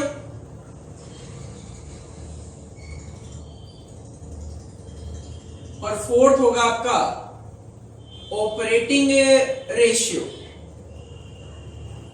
ये कॉस्ट से रिलेटेड रेशियो होता है। बाकी 3 रेशियो प्रॉफिट से रिलेटेड है, लेकिन ये जो चौथा रेशियो एनालाइज किया गया है वो कॉस्ट से रिलेटेड होगा। इसी तरीके से on the basis of return जब आप जाओगे तो आप देखेंगे एक तो आएगा रिटर्न ऑन एसेट्स, कि क्या एसेट यूज करके आप कितना रिटर्न जनरेट कर रहे हो। एक होगा रिटर्न ऑन इक्विटी, इक्विटी वालों के लिए क्या रिटर्न है। और थर्ड आप देखोगे टोटल कैपिटल पे क्या रिटर्न है, that is return on investment के नाम से।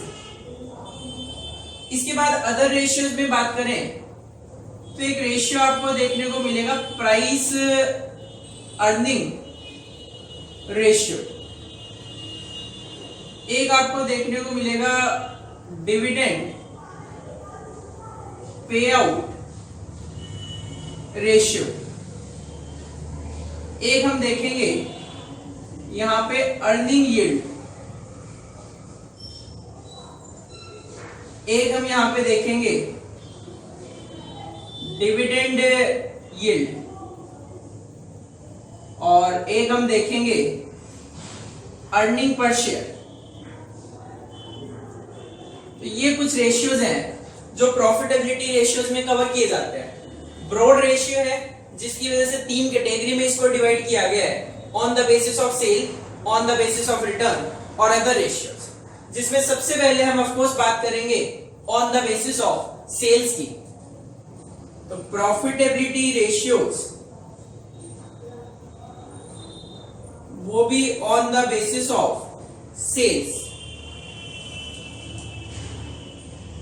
On the basis of sale इसका नाम इसलिए रखा गया है कि ये जो on the basis of sales में आप प्रॉफिटेबिलिटी रेशियोज की कैटेगरी देख रहे हो, ये सारी की सारी सेल बेस्ड होती है। तो इन चारों के अंदर जो बेस है, डिनोमिनेटर जो होता है, बेस होता है, वो सेल्स होता है, इस वजह से इनको on the basis of sale बोला गया। जिसमें अगर मैं सबसे पहले रेशियो की बात करूं तो आप सभी को आइडिया है ग्रॉस प्रॉफिट रेशियो क्या होता है, 12th क्लास में आप पढ़ के आते हो। ग्रॉस प्रॉफिट रेशियो का हम एक सिंपल सा फॉर्मूला यूज करते हैं, ग्रॉस प्रॉफिट अपॉन में नेट सेल्स और प्रॉफिटेबिलिटी रेशियोज, ये जो on the basis of sales है, ये चारों के चारों रेशियो परसेंटेज टर्म में इंडिकेट किए जाते हैं, जिसकी वजह से इनमें आपको मल्टीप्लाई बाई 100 भी यूज करते हुए चलना है। ग्रॉस प्रॉफिट कैसे कैलकुलेट करें? देखो, आपने सीओजीएस की कैलकुलेशन ऑलरेडी देखी थी। आपने कहा सेल्स में से अगर ग्रॉस प्रॉफिट माइनस कर दिया जाए तो सीओजीएस आता है। तो अगर सेल्स में से COGS that is cost of goods sold को माइनस कर दिया जाए तो नेट प्रॉफिट आ जाएगा। नेट सेल्स क्या होती है? नेट सेल्स इज नथिंग, अगर आपके पास कोई सेल रिटर्न होके आ गई वापस, तो आप उसको टोटल सेल में से माइनस कर दो तो वो आपकी नेट सेल्स बन जाएगी। और मल्टीप्लाई बाय 100 तो परसेंटेज में कन्वर्ट करने के लिए किया जाता है।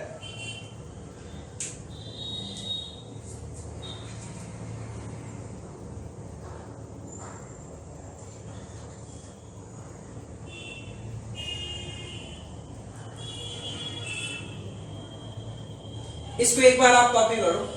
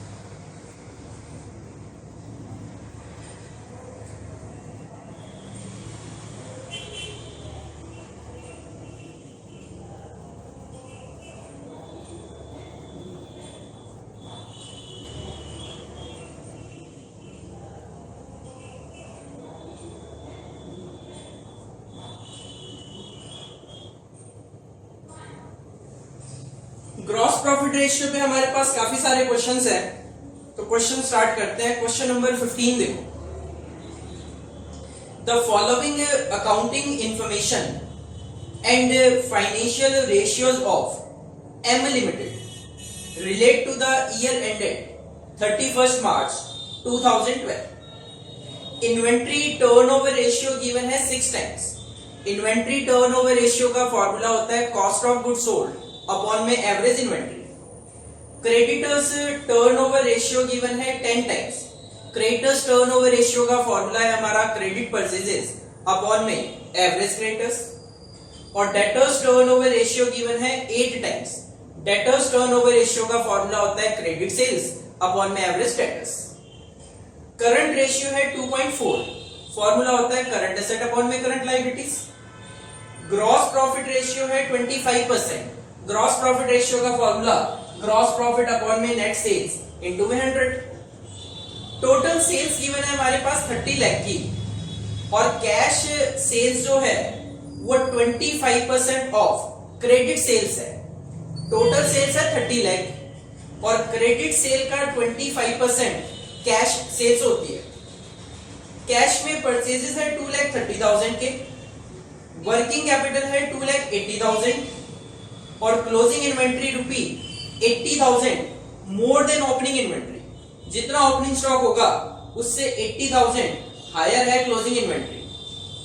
क्वेश्चन की रिक्वायरमेंट है, you are required to calculate point number 1 average inventory, second purchases, third average debtors, fourth average creditors, fifth average payment period और sixth average collection period, seventh में करंट एसेट और एट में current liabilities आपको calculate करके देंगे। तो almost आपको इसके लिए आपके लिक्विडिटी रेशियोज भी अप्लाई करने पड़ेंगे, टर्नओवर रेशियो भी अप्लाई करने पड़ेंगे और प्रॉफिटेबिलिटी रेशियो में ग्रॉस प्रॉफिट रेशियो भी अप्लाई करना पड़ेगा। देखो सबसे पहले क्वेश्चन की रिक्वायरमेंट है एवरेज इन्वेंट्री। देखो कोई ऐसा रेशियो जिसमें एवरेज इन्वेंट्री आता हो और जिसको यूज करके हम एवरेज इन्वेंट्री कैलकुलेट कर सके। आप देखोगे सबसे पहले ही इन्वेंट्री टर्नओवर रेशियो गिवन है हमारे पास। Answer number 15। सबसे पहले हमारे पास इन्वेंट्री टर्नओवर रेशियो गिवन है जिसका फॉर्मूला हम यूज करते हैं cost of goods sold upon में एवरेज इन्वेंट्री। क्वेश्चन की रिक्वायरमेंट है एवरेज इन्वेंट्री आपको कैलकुलेट करके देना है। इन्वेंट्री टर्नओवर रेशियो गिवन है 6। अगर हमें कॉस्ट ऑफ गुड्स सोल्ड पता चल जाए तो हम इजीली एवरेज इन्वेंट्री कैलकुलेट कर सकते हैं। देखो कॉस्ट ऑफ गुड्स सोल्ड के लिए आप हेल्प ले सकते हो ग्रॉस प्रॉफिट रेशियो की। क्वेश्चन में ग्रॉस प्रॉफिट रेशियो गिवन है जिसका आप फॉर्मूला यूज करते हो ग्रॉस प्रॉफिट अपॉन में सेल्स इनटू में 100। ग्रॉस प्रॉफिट रेशियो है 25%। टोटल सेल्स तो गिवन ही है 30 लाख की और ग्रॉस प्रॉफिट आप यहां से कैलकुलेट कर सकते हो। तो आपका यहां पे ग्रॉस प्रॉफिट आ गया रुपीज 7,50,000। ग्रॉस प्रॉफिट आ गया आपका 7,50,000 और सेल्स आपकी 30 लाख की। तो अब आप सीओजीएस भी कैलकुलेट कर सकते हो, sales minus gross profit. Sales है 30 लाख, जीपी आपने कैलकुलेट कर लिया 7,50,000, तो कॉस्ट ऑफ गुड्स सोल्ड बच गया 22,50,000। कॉस्ट ऑफ गुड्स सोल्ड बच गया आपके पास 22,50,000।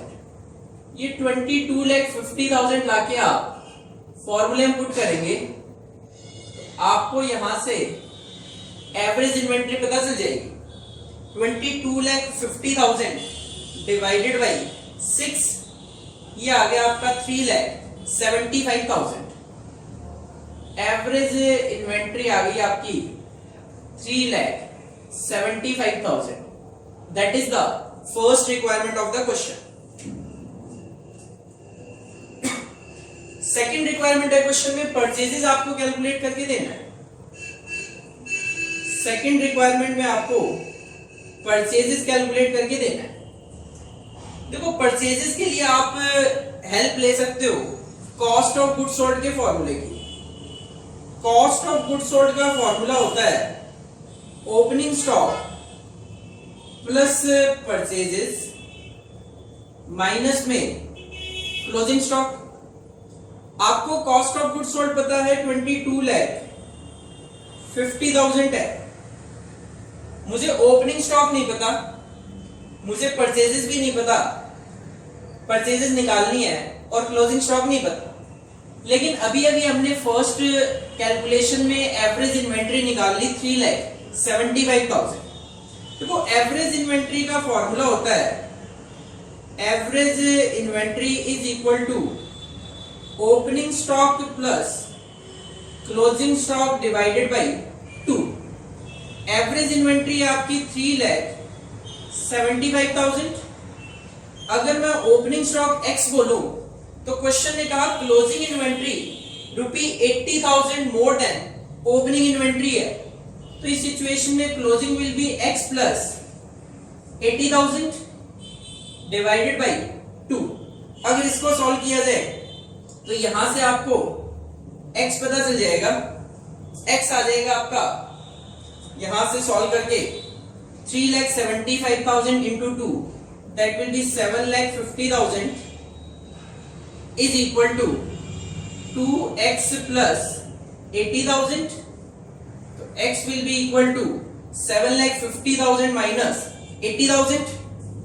7,50,000 माइनस में 80,000. 7,50,000 minus 80,000, that will come 6,70,000 divided by 2, 3,35,000. 3,35,000. Opening stock आ गया 3,35,000. तो क्लोजिंग स्टॉक हो गया आपका 80,000 ज्यादा है ओपनिंग से, तो 3,35,000 प्लस 80,000. तो ये आपका कैलकुलेट होके आ जाएगा प्लस 80,000, ये हो गया 4,15,000. 4,15,000. तो ओपनिंग स्टॉक आ गया आपका 3,35,000. परचेजेस आपको कैलकुलेट करनी है और क्लोजिंग स्टॉक आ गया आपका 4,15,000. इसको अगर मैं प्लस माइनस करूं तो यहां से आपको आपकी परचेजेस पता चल गई. परचेजेस आ गई हमारी यहां पे कैलकुलेट होके 23,30,000.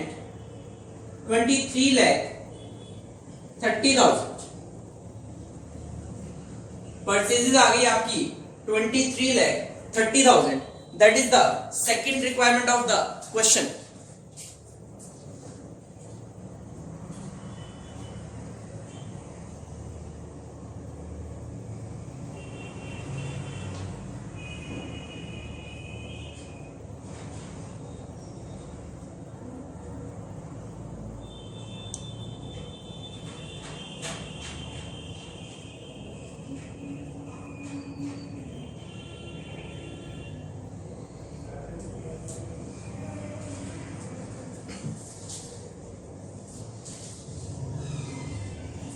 इसके बाद थर्ड रिक्वायरमेंट है क्वेश्चन की, एवरेज डेटर्स आपको कैलकुलेट करना है. Average debtors. देखो क्वेश्चन में debtors to turnover ratio given है. क्वेश्चन में डेटर्स टर्नओवर रेशियो गिवन है. डेटर्स टर्नओवर रेशियो गिवन है 8 times. Debtors turnover ratio. Debtors turnover ratio का फॉर्मूला होता है हमारा क्रेडिट सेल्स अपॉन में average debtors. Debtors turnover ratio है अपना 8 times. Credit sales, credit sales हमारे पास नहीं है, लेकिन क्वेश्चन ने कहा टोटल सेल्स है 30 लाख और जो कैश सेल्स है वो क्रेडिट सेल्स का 25% है.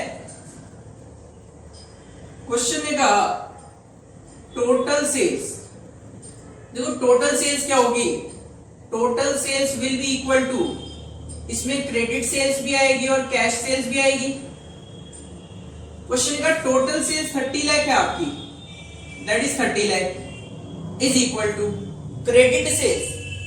क्रेडिट सेल्स अगर मैं x ज्यूम कर लूं तो कैश सेल्स है क्रेडिट सेल का 25%, तो क्रेडिट सेल का 25% दैट विल बी x का 25%.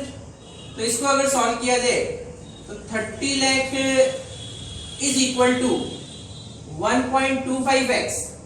तो x that is credit sale आपको पता चल गई. यहां से क्रेडिट सेल आ गई आपकी 30 lakh divide by 1.25, that will कम 24 लाख रुपए. 24 लाख. 24 लाख आपका क्रेडिट सेल्स आ गया. क्रेडिट सेल्स आ गया 24 लाख. एवरेज डेटर्स आपको कैलकुलेट करना है और टर्नओवर रेशियो है 8. तो यहां से आपको आपका एवरेज डेटर्स पता चल गया, that will come rupees 3 lakh. 3 lakh रुपए आपके एवरेज डेटर्स आ गए.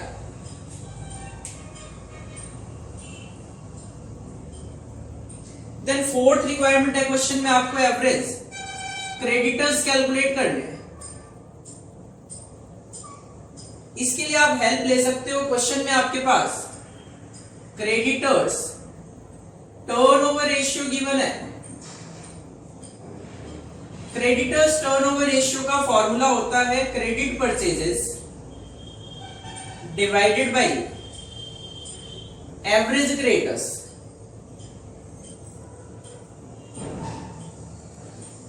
Creditors turnover ratio, creditors turnover ratio given है 10 टाइम्स क्रेडिट परचेजेस। देखो आपने परचेजेस कैलकुलेट की 23,30,000 और क्वेश्चन में कैश परचेज गिवन थी 2,30,000, तो आप क्रेडिट परचेजेस निकाल सकते हो। अगर आप टोटल परचेज 23,30,000 में से कैश परचेज 2,30,000 हटा दोगे तो क्रेडिट परचेज बच गई, और एवरेज क्रेडिटर्स आपको कैलकुलेट करने हैं। तो यहां से आपके एवरेज क्रेडिटर्स कैलकुलेट होके आ गए, दैट इज 2,10,000। 2,10,000 आपके एवरेज क्रेडिटर्स कैलकुलेट होके आ गए। क्वेश्चन की फिफ्थ रिक्वायरमेंट है एवरेज पेमेंट पीरियड आपको कैलकुलेट करना है। एवरेज पेमेंट पीरियड आपको कैलकुलेट करना है। आपके पास क्रेडिटर्स टर्नओवर रेशियो तो है ही, तो आप सीधा फॉर्मूला यूज कर सकते हो, number of periods in a year divided by creditors turnover ratio. जो हमने फर्स्ट फॉर्मूला ही देखा था वो वाला। Number of periods in a year की बात करें तो क्वेश्चन ने ऐसे स्पेसिफिकली तो कुछ नहीं बोला कि आपको कितने पीरियड कंसीडर करने हैं, तो आप 365 डेज कंसीडर कर सकते हैं। क्रेडिटर्स टर्नओवर रेशियो है 10, तो राउंड ऑफ में ये 36.5 आ रहा है, आप 37 डेज कर सकते हो राउंड ऑफ में, तो 37 days will be your average payment period. Question की सिक्स्थ रिक्वायरमेंट है average collection period.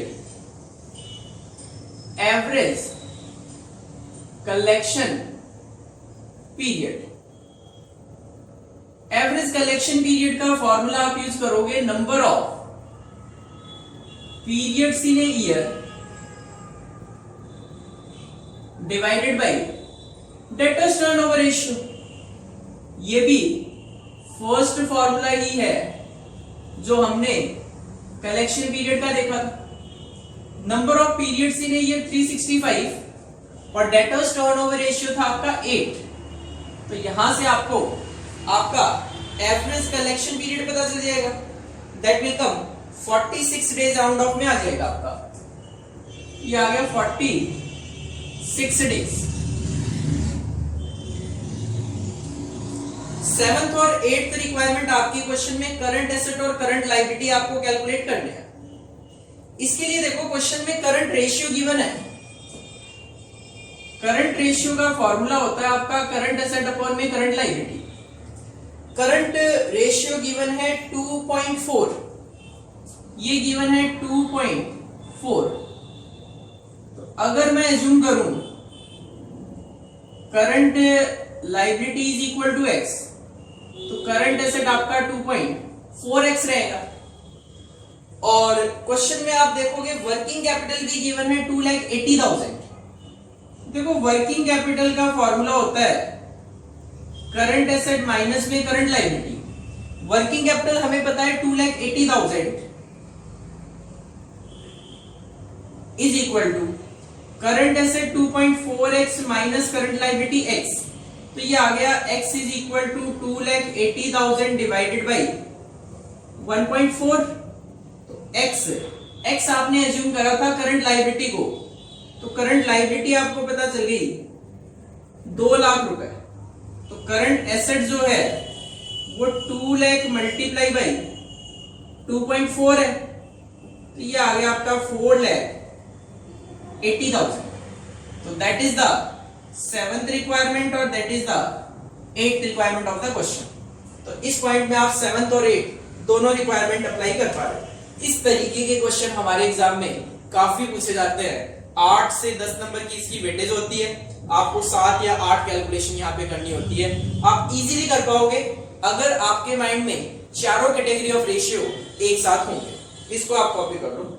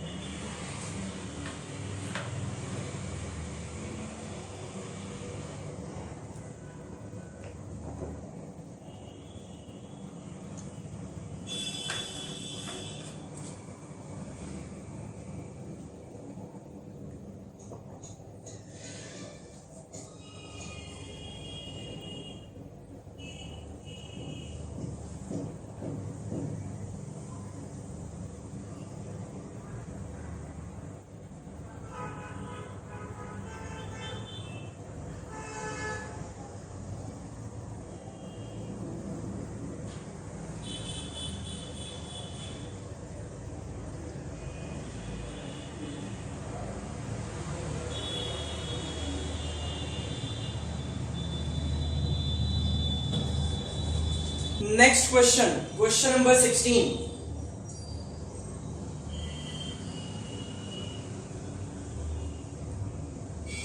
Calculate the average collection period from the following details by adopting 360 days in a year. आपको केवल और केवल एवरेज कलेक्शन पीरियड कैलकुलेट करके देना है। एक साल में आपको 360 दिन अज्यूम करना है। एवरेज इन्वेंट्री है 3,60,000, एवरेज डेटर्स है 2,30,000, इन्वेंट्री टर्नओवर रेशियो गिवन है 6 और ग्रॉस प्रॉफिट रेशियो गिवन है 10% का, और credit sales to total sales given है 20%। आपको केवल और केवल एवरेज कलेक्शन पीरियड कैलकुलेट करके देना है। देखो, अगर हमारे पास डेटर्स टर्नओवर रेशियो नहीं है और हमसे एवरेज कलेक्शन पीरियड पूछा गया है, तो हम अपना सेकंड फॉर्मूला यूज कर लेंगे एवरेज कलेक्शन पीरियड का। फॉर्मूला था एवरेज डेटर्स अपॉन में credit sales multiply by number of periods in a year, जो कि क्वेश्चन ने बता दिए हैं 360 डेज आपको कंसीडर करना। आंसर नंबर 16 आपको कैलकुलेट करना है केवल और केवल average collection period. Average collection period, average collection period का फॉर्मूला हम यूज करेंगे average debtors divided by credit sales multiply by as पर question 360 days in a year. देखो, सबसे पहले एवरेज डेटर्स, क्वेश्चन में एवरेज डेटर्स को गिवन है 2,30,000 डिवाइडेड बाय क्रेडिट सेल्स। बस क्रेडिट सेल हमें कैलकुलेट करनी है। देखो, क्रेडिट सेल कैसे कैलकुलेट करें। क्वेश्चन में एवरेज इन्वेंट्री गिवन है 3,60,000 और इन्वेंट्री टर्नओवर रेशियो गिवन है 6 टाइम्स। इसके लिए पहले आप इन्वेंट्री टर्नओवर रेशियो का फॉर्मूला यूज कर सकते हो। इन्वेंट्री टर्नओवर रेशियो का फॉर्मूला होता है आपका cost of good sold upon में average inventory. Inventory turnover ratio given है 6, एवरेज इन्वेंट्री गिवन है 3,60,000। तो यहां से आपको कॉस्ट ऑफ गुड्स सोल्ड पता चलेगा। पहले तो 3,60,000 इंटू 6, आपका कॉस्ट ऑफ गुड्स सोल्ड आ गया 21,60,000। कॉस्ट ऑफ गुड्स सोल्ड हमें पता चल गया। इसके बाद क्वेश्चन में ग्रॉस प्रॉफिट रेशियो गिवन है 10% का। देखो, GP ratio, gross profit ratio, gross profit ratio क्या होता है? ग्रॉस प्रॉफिट अपॉन में नेट सेल्स इनटू में 100। जीपी रेशियो है 10% का। ग्रॉस प्रॉफिट की अगर मैं बात करूं तो gross profit is nothing, it is sales minus cost of goods sold. Upon में सेल्स इंटू 100। अगर मैं सेल को यहाँ पे x एज्यूम कर लेता हूं तो x minus cost of goods sold आ गया था आपका 21,60,000 डिवाइडेड बाई x इंटू 100। ये 100 आके इधर हो गया और मल्टीप्लाई हो गया x से, तो that is 0.10x is equal to x minus 21,60,000। तो x आ गया आपका 21,60,000 डिवाइडेड बाई 0.9, ये आ गया 24 लाख। 24 लाख रुपए आपका 24 लाख रुपए आपका सेल्स आ गई। और क्वेश्चन ने कहा credit sales to total sales is 20%। Question ने कहा credit sales to total sales जो है वो है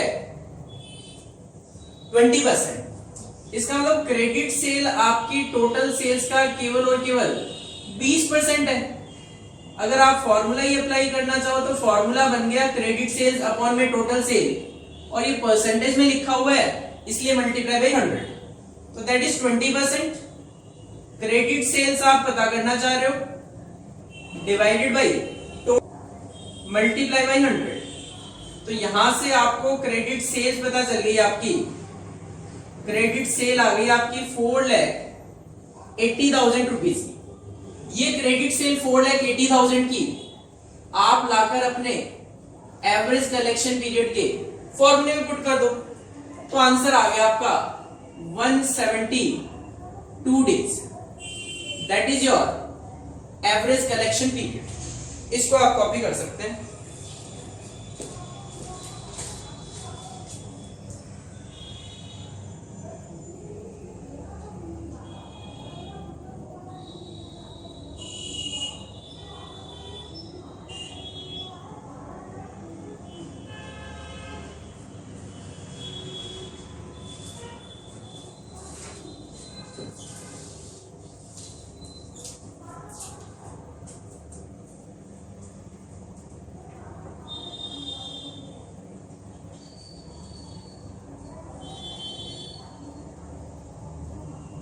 Question number 17.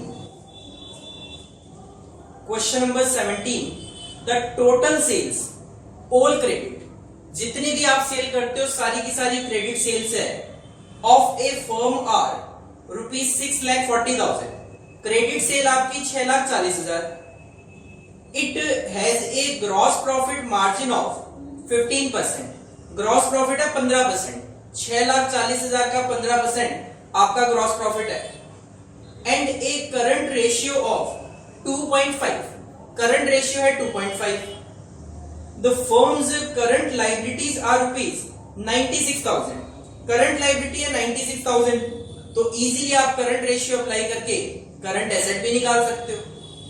और इन्वेंट्रीज है 48,000, कैश है 16,000। These both are the part of current asset. Current asset में इन्वेंट्री भी आता है, कैश भी आता है। क्वेश्चन की पहली रिक्वायरमेंट है determine the average inventory to be carried out by the firm. आपको एवरेज इन्वेंट्री कैलकुलेट करनी है। If an inventory turnover of 5 times is expected. Inventory turnover है 5 टाइम्स का। Assume a 360 days in a year. पूरे साल में आपको 360 दिन लेके चलने, तो इसके लिए तो आप कहीं ना कहीं इन्वेंट्री टर्नओवर रेशियो का फॉर्मूला यूज करके एवरेज इन्वेंट्री कैलकुलेट करने की कोशिश करोगे। सेकंड पॉइंट में रिक्वायरमेंट है क्वेश्चन की determine the average collection period, जो हमने अभी अभी कैलकुलेट भी किया था। If the opening balance of debtor is intended to be 80,000, opening debtors आपका 80,000 का, और 360 दिन इसमें भी आपको अज्यूम करके चलना है। तो एक तो आपको एवरेज इन्वेंट्री निकालनी है और एक आपको एवरेज कलेक्शन पीरियड कैलकुलेट करके देना। Answer number 17। अगर आपको देखो एवरेज इन्वेंट्री निकालनी है तो इसके लिए आप इन्वेंट्री टर्नओवर रेशियो की हेल्प लोगे। इन्वेंट्री टर्नओवर रेशियो का फॉर्मूला आप यूज करोगे cost of goods sold upon में एवरेज इन्वेंट्री। क्वेश्चन की जो पहली रिक्वायरमेंट थी पॉइंट नंबर 1, क्वेश्चन ने कहा इन्वेंट्री टर्नओवर रेशियो हमारा 5 टाइम्स है। फॉर्मूला है cost of goods sold upon में एवरेज इन्वेंट्री। आपको एवरेज इन्वेंट्री कैलकुलेट करके देनी है। इस बार आपको एवरेज इन्वेंट्री कैलकुलेट करके देनी है। इसका मतलब अगर हमें कहीं से भी कॉस्ट ऑफ गुड्स सोल्ड पता चल जाए तो हम इजीली अपना एवरेज इन्वेंट्री कैलकुलेट कर पाएंगे। और कॉस्ट ऑफ गुड्स सोल्ड के लिए आपको अगेन जीपी रेशियो की हेल्प लेनी पड़ेगी। क्वेश्चन की पहली लाइन ने कहा सेल्स है 6,40,000 रुपए और ग्रॉस प्रॉफिट है 15%। ग्रॉस प्रॉफिट आपका 15% है और इस बार सेल्स है हमारी 6,40,000 रुपए की।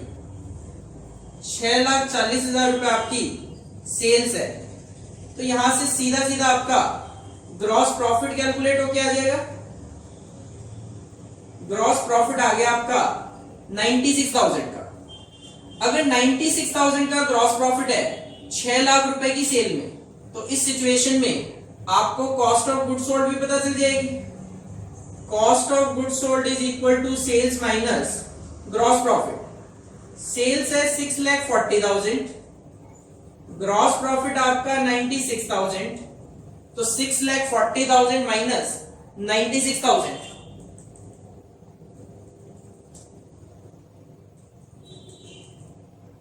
ये आ गया 5,44,000। 5,44,000 आपका कॉस्ट ऑफ गुड्स सोल्ड आ गया। इसको लाके आप आईटीआर के फॉर्मूले में यूज कर लो, तो यहां से आपको आपकी पहली रिक्वायरमेंट तो मिल जाएगी एवरेज इन्वेंट्री। 5,45,000 डिवाइडेड बाई 5 है आपका ITR, that will come rupees 1,08,800। That is your first requirement of the question, average inventory. और सेकंड रिक्वायरमेंट में क्वेश्चन ने कहा determine the average collection period. Secondly आपको एवरेज कलेक्शन पीरियड कैलकुलेट करना है, जिसका फॉर्मूला है एवरेज डेटर्स अपॉन में credit sales multiply by 360। Opening balance of debtors given है 80,000 का और आपको 360 दिन अज्यूम करने हैं, तो मल्टीप्लाई बाय 360 इज ओके। इसके लिए हमें सबसे पहले तो एवरेज डेटर्स की जरूरत है। देखो एवरेज डेटर्स आप इजीली कैलकुलेट कर सकते हो। एवरेज डेटर्स क्या होता है? Average debtors is equal to opening debtors plus closing debtors divided by 2। Opening debtors तो क्वेश्चन ने बता भी दिए। क्वेश्चन का ओपनिंग डेटर्स है 80,000 के, सेकेंड रिक्वायरमेंट में ही बता दिया। क्लोजिंग डेटर्स आपको कैलकुलेट करने हैं। देखो डेटर्स कैलकुलेट करने के लिए आपको हेल्प लेनी पड़ेगी करंट रेशियो की। करंट रेशियो का फॉर्मूला होता है करंट एसेट अपॉन में करंट लायबिलिटी। क्वेश्चन का करंट रेशियो है 2.5 और करंट लायबिलिटी है 96,000। करंट रेशियो है 2.5 और करंट लायबिलिटीज है 96,000। तो यहां से आपको आपका करंट एसेट मिल जाएगा। सबसे पहले 96,000 इंटू 2.5, करंट एसेट आ गई 2,40,000 रुपए। अब देखो स्टार्टिंग में जब मैंने करंट रेशियो बताया था तो मैंने कहा था करंट एसेट में मेनली 3 आइटम कवर होते हैं, एक इन्वेंट्री, एक डेटर्स और एक कैश। क्वेश्चन में इन्वेंट्री गिवन है 48,000, कैश गिवन है 16,000 और हमें करंट एसेट पता चल गई 2,40,000। तो करंट एसेट में मेनली क्या क्या कवर्ड होता है? इन्वेंट्री, कैश और डेटर्स, जिसमें करंट एसेट आपको पता है 2,40,000 है, इन्वेंट्री क्वेश्चन में गिवन है 96,000 है, कैश भी गिवन है क्वेश्चन में, नहीं इन्वेंट्री है 48,000 की, इन्वेंट्री है 48,000 की, कैश है 16,000 रुपए। तो बैलेंस जो बच गया वो आपका क्लोजिंग डेटर्स है। जो बैलेंस बच गया वो आपका क्लोजिंग डेटर्स है, क्योंकि ये इन्वेंट्रीज, ये कैश क्या है? क्लोजिंग है। तो इस सिचुएशन में क्लोजिंग डेटर्स आ जाएगा आपका, क्लोजिंग डेटर्स आ गया 1,76,000, 1,76,000 आपका क्लोजिंग डेटर्स आ गया। ये आप एवरेज डेटर्स के फॉर्मूले में लेके आएंगे, डिवाइडेड बाई 2, तो यहां से आपको एवरेज डेटर्स मिल जाएगा 1,76,000 प्लस 80,000 डिवाइडेड बाई 2, तो एवरेज डेटर्स आ गया आपका 1,28,000, 1,28,000 रुपए आपका एवरेज डेटर्स आ गया। इसको लाके आप एवरेज कलेक्शन पीरियड के फॉर्मूले में रख लो। और क्वेश्चन की पहली ही लाइन ने कहा था कि सेल्स 6,40,000 रुपए, सारी की सारी क्रेडिट सेल्स है, तो क्रेडिट सेल आपकी 6,40,000 मल्टीप्लाई बाई 360। इसको अगर सॉल्व करें तो दैट विल कम 72 डेज। तो 72 days will be your average collection period. इसको भी आप कॉपी कर सकते हैं।